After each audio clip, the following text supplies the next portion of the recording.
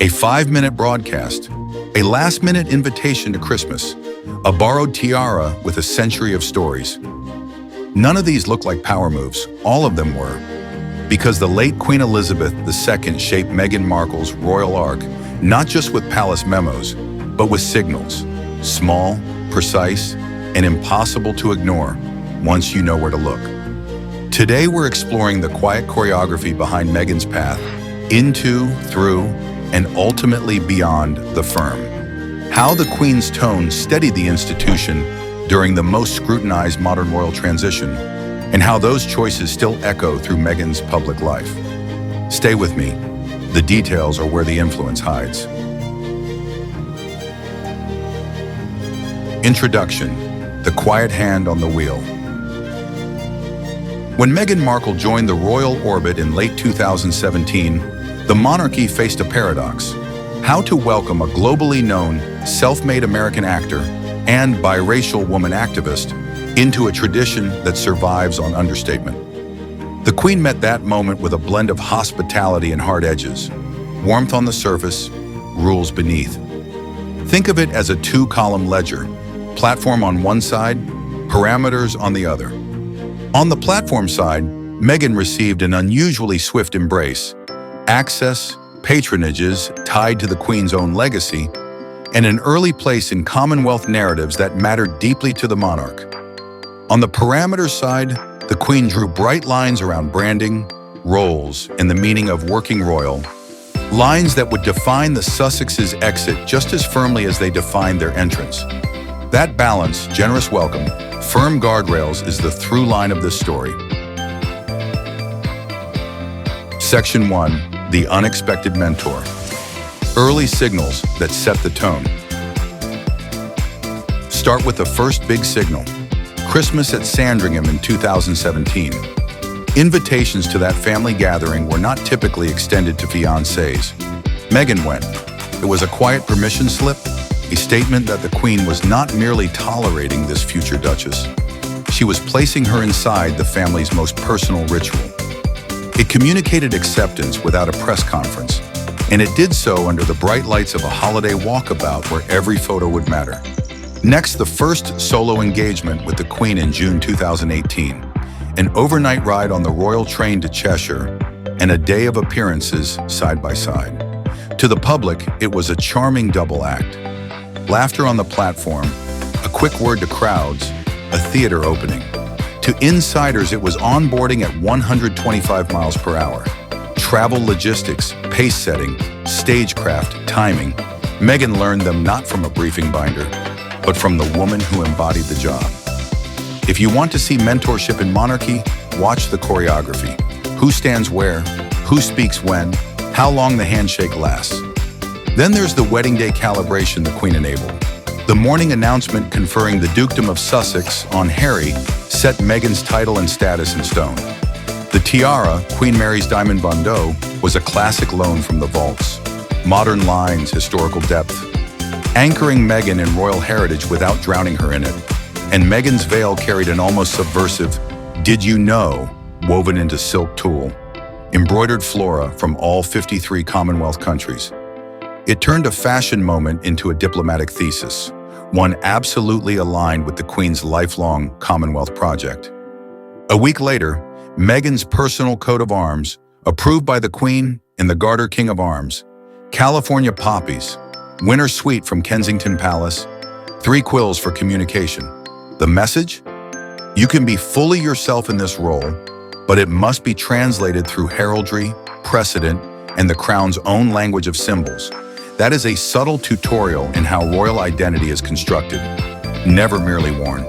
Taken together, those early moves read like mentorship by design, inclusion, instruction, and an introduction to the monarchy's deepest operating code, ritual as strategy.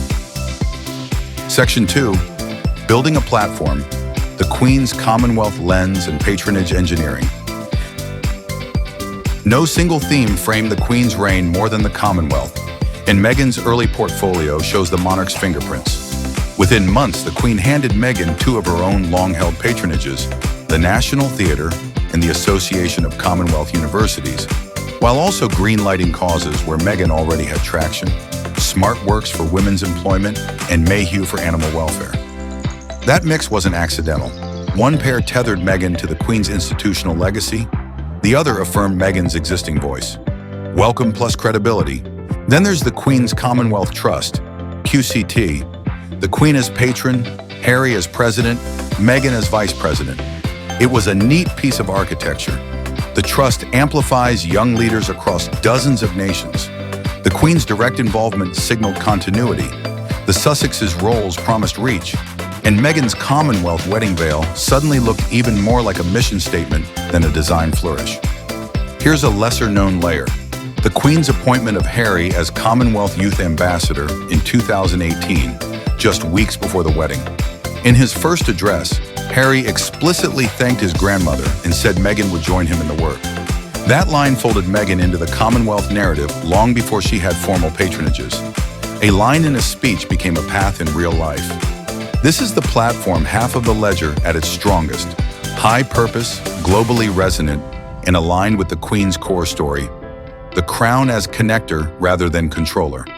For Meghan, it meant that from day one, her public work sat where the Queen's own influence was deepest. Section 3, Guardrails and Boundaries. The Queen's firm lines when disruption hit. If Section 2 was about the runway, Section 3 is about the fence.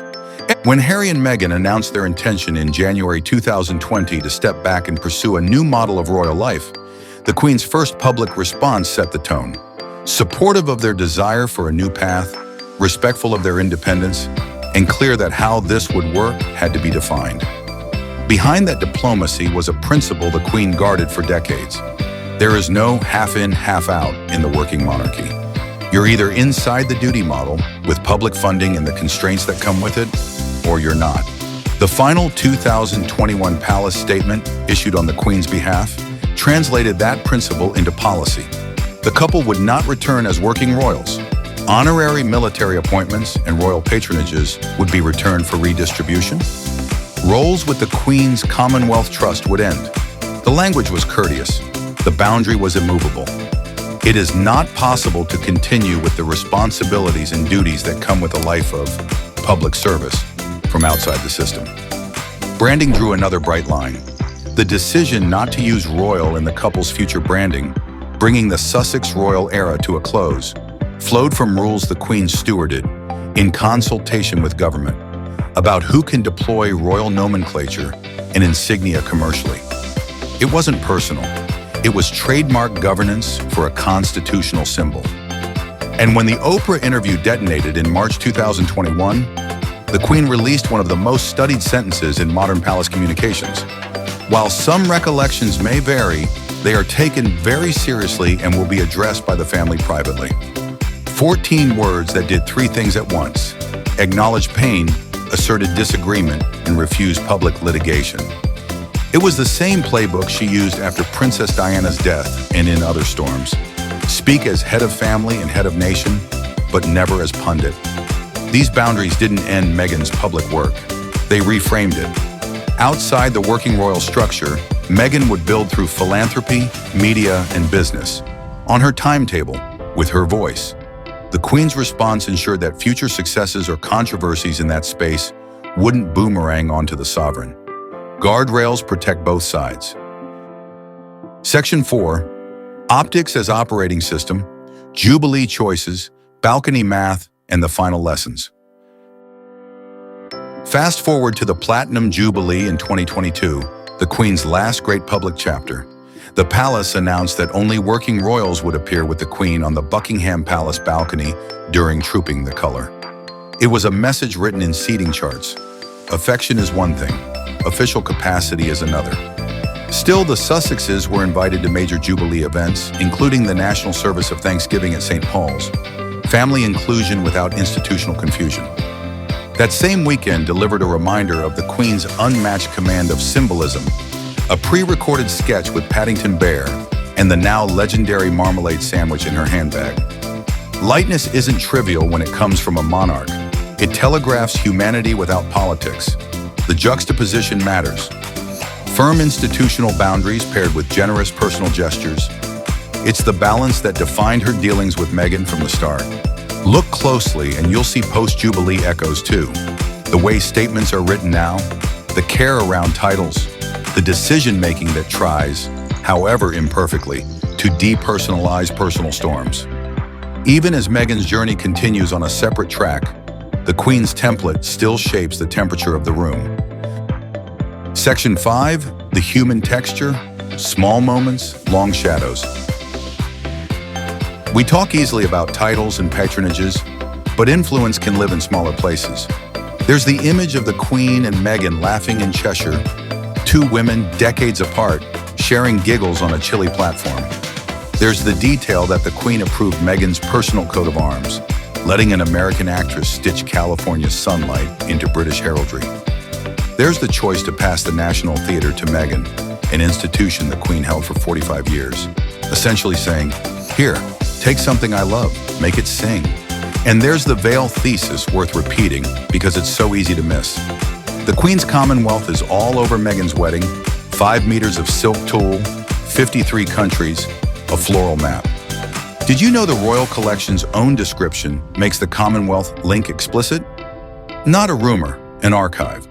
None of this erases the conflict that followed or the genuine pain acknowledged by both sides, but it brings the frame back to influence. Where the Queen opened doors, where she closed gates, and where she did both at once, so Meghan could enter with a platform and exit with a path. Section 6, what endures? Lessons from the Queen applied to Meghan's present. So what does the Queen's unseen influence look like now, with Meghan building in California? First, tone. The Queen's rule of restrained statements, brief, respectful, and rare, set an expectation that even the Sussex story is often answered by silence or by work, rather than by counter-narrative from the palace. That has probably kept the water a degree cooler than it might otherwise be. Second, structure. By insisting on a binary between working status and private citizen, the Queen inadvertently gifted Meghan freedom. Fewer formal constraints on causes, formats, and partnerships, along with the responsibility to stand and fall in the marketplace of ideas. The ledger is clean. Third, continuity. The Queen's choices around Jubilee optics and balcony criteria were not one-off snubs, they were a system tune-up. Those criteria survive her, which means the door to personal reconciliation moments, family services, milestone events, can open, while the institutional door remains carefully measured. In practice, that's likely the best space for any future overlap. Intersections, not reintegrations. And finally, symbols. Meghan's strongest public set pieces still echo the Commonwealth canvas and women and girls themes the Queen helped elevate in her early portfolio.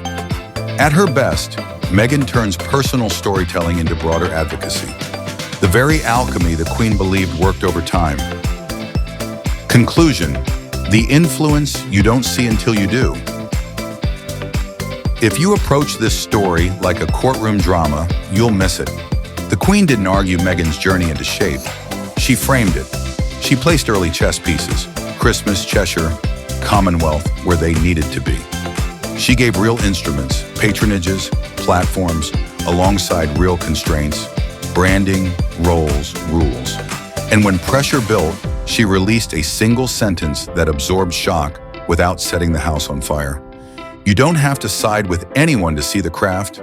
The late Queen's genius was to align personal grace with institutional guardrails so tightly that years later we still talk about Meghan's royal chapter using the Queen's vocabulary: service, duty, Commonwealth, family, privately. That lexicon is the unseen influence. It shapes the questions we ask and the options that remain open.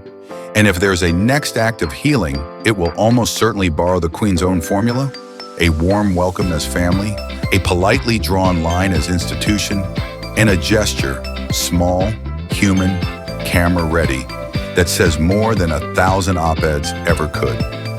Carry that with you the next time a headline tries to turn complicated people into simple tropes.